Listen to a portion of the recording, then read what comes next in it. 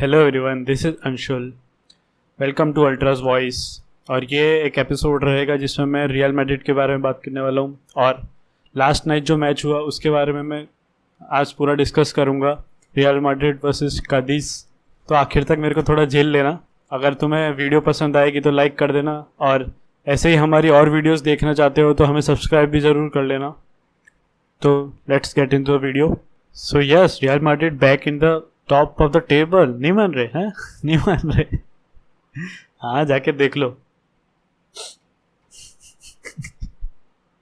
हाँ हाँ, माना कि बाकी टीम्स के भी मैच बाकी है, मगर कुछ मोमेंट के लिए तो खुशी खुशी मिल रही है। ठीक है, चलो लाइनअप की बात करते हैं। स्टार्टिंग में रियल मैड्रिड ने जिडान ने इस बार 3-4-3 की फॉर्मेशन रखी थी अगेंस्ट कादिस, जिसमें 3 सेंटर बैक्स रहे थे और 4 player in the mid and attacking 3।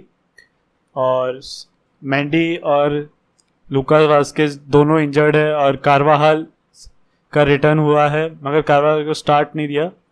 Varane, नाचो और मिलिताओ सेंटर बैक की तरह खेल रहे थे। वराने का भी कमबैक हुआ है, काफ़ी टाइम बाद उसको कोविड से रिकवरी मिली है। तो एक सॉलिड डिफेंस में वराने ने पार्ट लिया। और इस लाइनअप में एक ताज्जुब की बात होगी कि मॉड्रिक और टोनी क्रूज दोनों नहीं है, क्योंकि काफ़ी टाइम से वो लोग खेल रहे थे नॉन स्टॉप 90 मिनट्स, तो उनको थोड़ा रेस्ट दिया गया। और मॉड्रिक को इंजरी भी है, शायद तक बैक इंजरी हुई है, इसलिए वो भी नहीं था। तो वो दोनों प्लेयर बेंच पे भी नहीं थे, तो उनको रिप्लेस करने के लिए कास्टिला से यंग प्लेयर्स को लेके आए हैं। ब्लांको, कस्ट और ऐसे आरिबाज और ऐसे काफ़ी प्लेयर्स थे जो मैच में बेंच पे थे। ब्लांको को प्लेइंग 11 में रखा, स्टार्ट किया ब्लांको ने। उसका गेम प्ले कैसा रहा मैं आगे डिस्कस करूंगा, तो बने रहिए। रियल मैड्रिड काफ़ी टफ कंपटीशन दे रही है बार्सिलोना को और एटलेटिको मैड्रिड को। वो दोनों काफ़ी टाइम से टाइटल रेस में आगे थे मैड्रिड से, और मैड्रिड ने जो कमबैक किया है काफ़ी टाइम बाद, तो वो उम्मीद है टाइटल रेस में वो अभी भी बने हुए हैं। गेम का रिव्यू देते हुए जो फर्स्ट हाफ की बात करूँ तो फर्स्ट हाफ में पूरी तरीके से डिस्ट्रॉय कर दिया कादिस को रियल मैड्रिड ने। 3 goals in the first half, unbelievable. मेरे को लग रहा था रियल मैड्रिड स्ट्रगल करेगी, क्योंकि काफ़ी सारे चेंजेस हुए टीम में। मॉड्रिक नहीं है, टोनी क्रूज नहीं है, जो चांस क्रिएशन जो सबसे ज़्यादा करते थे। वो सॉलिड मिडफील्ड नहीं था, लेकिन ब्लांको और कासिमिरो ने जो पेयरिंग दिखाई है, अनबिलीवेबल। और जो लास्ट मैच हुआ था गताफे के अगेंस्ट भी, उसमें भी ड्रॉ हुआ था, तो लग रहा था कि कहीं ना कहीं ऑफेंसिव मैड्रिड का नहीं रहा है काफ़ी टाइम से, वो थोड़ा ढीला पड़ेगा। मगर क्या बात है, फर्स्ट हाफ में जो 3 गोल्स किए back to back in the, मतलब सिर्फ 10 मिनट के अंदर 3 गोल कर दिए थे मैड्रिड ने। एक फनी इंसिडेंट हुआ था जब कादिस का गोलकीपर एक गोल किक मार रहा था, तो वराने ने ऑफ चेक कर दिया था, जो शायद तक चांस बन जाता कि गोल के अंदर जाता। जो फर्स्ट हाफ में गोल्स हुए उनकी बात करने से पहले मैं प्लेयर्स का जो रोल रहा गेम में वो बताऊंगा। सबसे ज़्यादा इफेक्टिव रोल मेरे को नाचो का लगा। काफ़ी टाइम से नाचो कंसिस्टेंटली परफॉर्म कर रहा है। ऐसा स्टार्टिंग 11 में पहले कभी उसको देखा नहीं, इतना सॉलिड जो परफॉर्मेंस दे रहा है वो कंसिस्टेंटली। मिलिताओ के साथ जो पेयरिंग कर रहा है, भाई साहब मज़ा आ जाता है देखते हो दोनों को। मतलब सॉलिड डिफेंस, वराने और रेमोस की कमी महसूस ही नहीं होने देते वो। मिलिताओ हो गया, नाचो हो गया।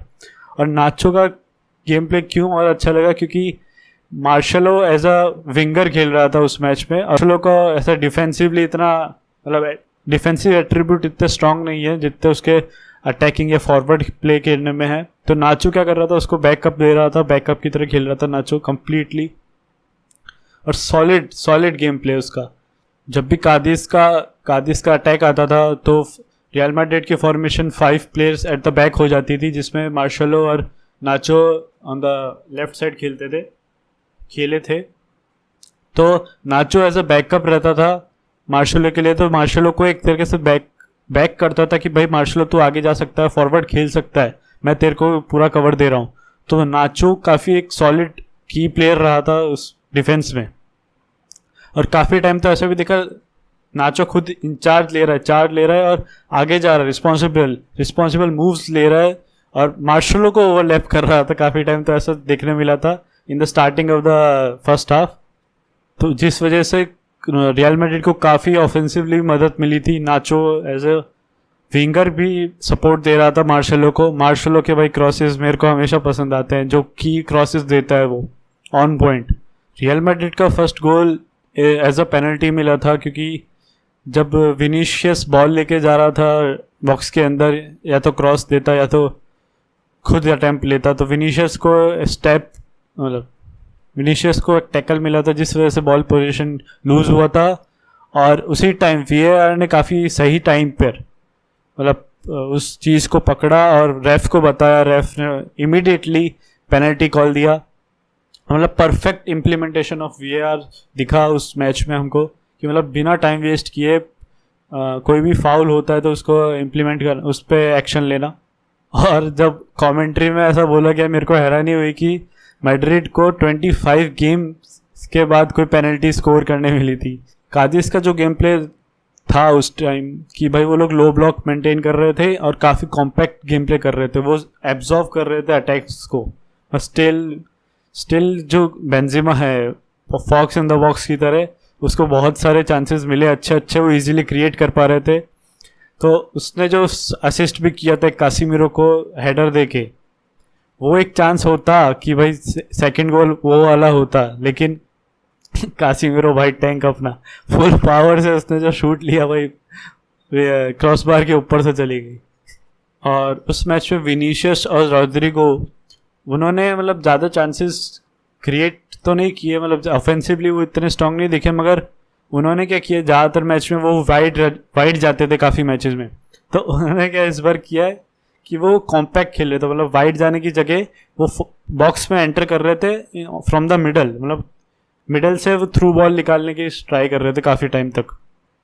तो उस वजह से वो सेंटर से ज़्यादातर अटैक कर रहे थे, ना कि वाइड से क्रॉसेस देने के लिए। तो ऐसा करने से हुआ क्या कि जो प्लेयर्स जो वाइड थे कादिस के, वो डिफेंसिवली बहुत कॉम्पैक्ट थे, वो ज़्यादा क्राउडेड था वो एरिया। तो वो लोग की 4-4-2 फॉर्मेशन थी, काफ़ी टाइम तक तो 5-3-1 रह जाती थी, 3 फॉर्मेशन हो जाती थी, तो जिस वजह से वाइड से अटैक करना उनको मुश्किल पड़ता। इसलिए रियल मैड्रिड ने स्मार्टली पोजीशन क्रिएट करके सेंटर से अटैक किया उन्होंने।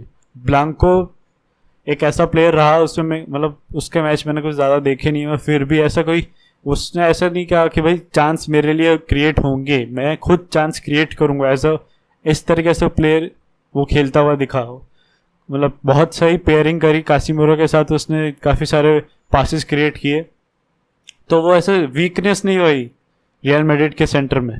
फर्स्ट गोल हुआ था उसी के कुछ मिनट्स बाद, 33 या 35 मिनट्स पे एक और चांस क्रिएट हुआ था। नाचो ने बॉल पोजीशन विन किया और बेंजिमा को पास किया था, बेंजिमा ने भाई कट करके जो क्रॉस दिया ऑन पॉइंट, ऑड्रियोजोला उसने जो हेडर ली, वो एज अ विंगर खेल रहा था, है राइट बैक खेलता है, मगर वो एज अ विंगर खेल रहा था और वो एकदम सही पोजीशन पे था। उसने जो हेडर लिया और गोलकीपर के 2 पैर के बीचों में से नट बैक कर दिया हेडर से, इस तरीके से गोल हुआ था, सेकंड गोल हेडर से। तो काफ़ी इंटरेस्टिंग मैच रहा था, कि काफ़ी ज़्यादा चांसेस क्रिएट कर पा रही थी रियल मैड्रिड इतनी इजीली कादिस के अगेंस्ट, जबकि उनका लो ब्लॉक डिफेंस था। जो थर्ड गोल हुआ रियल मैड्रिड का, 40 मिनट्स पे, लास्ट टाइम क्या हुआ था कि बेंजिमा ने क्रॉस दिया था कासिमिरो को और कासिमिरो ने मिस कर दिया था, मगर इस बार रिवर्स था कि कासिमिरो ने क्रॉस दिया बेंजिमा को और बेंजिमा का ब्यूटीफुल हेडर से फिनिश हुआ। भाई उस गोल को देख के मज़ा आ गया भाई, कि आज तो फॉर्म में चल रहा है बेंजिमा, क्योंकि बैक टू बैक असिस्ट कर रहा है, बैक टू बैक गोल्स कर रहा है वो। तो ऐसा हो सकता था कि 3-4 गोल और हो जाते, तो ऐसा लग रहा था उस पॉइंट तक।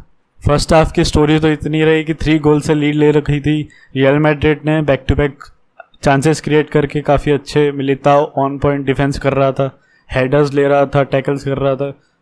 उनको इतना बोर हो रहा होगा कोर्तोआ तो, कि भाई कोई बॉल तो लेके आए मेरे पास, मैं भी हूँ मैच में, ऐसी सिचुएशन थी काफ़ी टाइम तो, कि वो ज़्यादातर उनके हाफ में मैच चल रही थी रियल मैड्रिड की। तो फिर जैसे ही सेकंड हाफ स्टार्ट हुआ, रियल मैड्रिड को पता था कि भाई अब ज़्यादा फटीग करने, ज़्यादा फ्रस्ट्रेशन, ज़्यादा एग्जॉस्शन करने से बेटर है कि थोड़ा इजी गेम प्ले रखो, और क्योंकि आगे आने वाले मैच भी काफ़ी इम्पोर्टेंट है, और ऐसा करने की ज़रूरत भी थी, क्योंकि जैसा सीज़न रियल मैड्रिड का रहा है इंजरीज और कोविड के साथ, मेरे को नहीं लगा था कि मैंने नहीं सोचा था कि किसी टीम के साथ कभी ऐसा हुआ भी होगा। 56 इंजरीज, मतलब काउंटिंग मॉड्रिक की इंजरी रिसेंट वाली। तो और ऐसी इंजरी और ना हो, इसलिए रियल मैड्रिड ने काफ़ी सही डिसीजन लिया कि भाई थोड़ा लूज़ करते हैं, ज़्यादा फिजिकली गेम नहीं खेलेंगे, थोड़ा इजी गेम खेलते हैं जिससे कोई ज़्यादा इंजरीज की या फिर कोई इंजरी प्रॉन ना हो। और क्योंकि गेम उनके कंट्रोल में था कि कोई मतलब भी नहीं बनता कि भाई फालतू में एक्स्ट्रा एफर्ट्स करके इंजरी ले लो। तो सेकंड हाफ थोड़ा बोरिंग सा रहा था क्योंकि फर्स्ट हाफ में ही काफ़ी सारी चीज़ें हो चुकी थी, क्योंकि लीड ले रखी थी। और कादिस का एक अच्छा पॉइंट मेरे को ये लगा कि उन्होंने जो चेंजेस किए, मतलब प्लेयर्स को सब इन किया, बैक टू बैक 4 प्लेयर्स उन्होंने सब कर दिए। तो मेरे को लग रहा था कि भाई इनमें अभी भी भूख है कि वो टक्कर दे रियल मैड्रिड को, कि भाई हमने भी हार नहीं मानी। इस तरीके से उन्होंने कमबैक करने की ट्राई करी, मगर वो कमबैक कर नहीं पाए, अलग बात है। कारवाहल को स्टार्ट मिला था। कारवाहल एक काफ़ी की प्लेयर है रियल मैड्रिड के लिए और उसकी ज़रूरत भी है अभी अपकमिंग मैचेस में, अगेंस्ट चेल्सी जो इसी वीक में होगा, और लालीगा के भी काफ़ी सारे इंपॉर्टेंट मैच बाकी है। तो उसमें एक सेंटर बैक, राइट बैक की बहुत इंपॉर्टेंट ज़रूरत है, क्योंकि लूकास वास्केस पे इंजर्ड है, तो वो इस सीज़न के लिए तो शायद बाहर ही है। और वलवाडे को कोविड हो चुका है, तो कुछ वीक्स या फ्यू वीक्स तो वो बाहर रहने वाला है। तो ज़रूरत है कारवाहल को अपना फॉर्म रिगेन करने की। इस मैच में वो भी सबिन हुआ था, तो कुछ मतलब ज़्यादा इम्पैक्ट तो नहीं हुआ, मगर फिर भी उसको फॉर्म रिगेन करने की ये ज़रूरत थी कि वो कॉन्फिडेंस अपना गेन करे इस मैच में। और जैसा मैंने पहले भी बोला था कि ब्लांको एक काफ़ी अच्छा मिडफील्ड प्ले दिखाया है उसने, जो उसका रोल दिया गया था रिस्पॉन्सिबली उसने उस रोल को अपना फुलफिल किया। कोई वैसे वीकनेस नहीं थी, क्योंकि लूप होल नहीं था रियल मैड्रिड के मिडफील्ड में।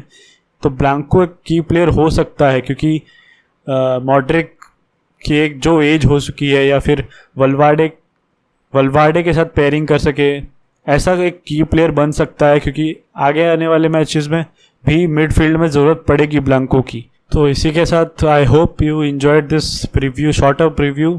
मैं ट्राई करूँगा थोड़ा इम्प्रूव करने का। अगर तुम्हें अच्छा लगा हो तो कमेंट डाउन करो कि क्या क्या पॉइंट्स अच्छे थे और क्या अच्छा नहीं लगा, तो मेरे को प्लीज़ बताना, मैं इम्प्रूव करूँगा। और इसी के साथ next match is the final match according to Zidane, and Hala Madrid.